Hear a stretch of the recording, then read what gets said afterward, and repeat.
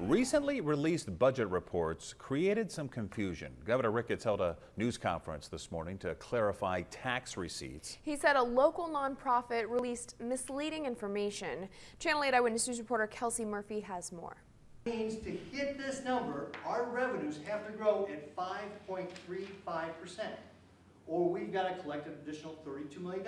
Governor Ricketts took steps to set the record straight when it comes to the budget Thursday morning. We have very serious budget issues right now. This display of numbers comes after Open Sky, a nonprofit centered on fiscal policy, released a report on April tax receipts. Governor Ricketts says the report suggested our revenue was up and additional spending is feasible. It suggested somehow, because we didn't do as bad in April, that somehow we're up is absolutely inaccurate.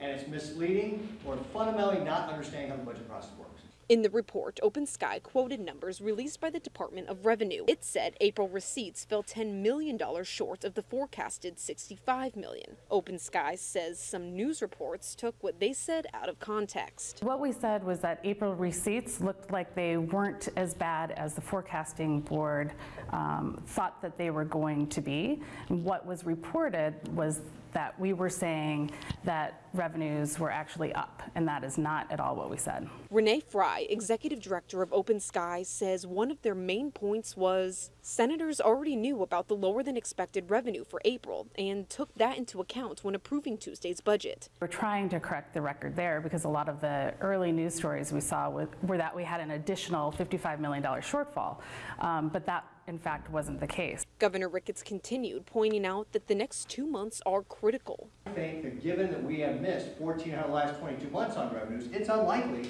that we're actually going to grow at 5.35% over the next 2 months. It could happen. But this is the risk we're at in the budget for just this year.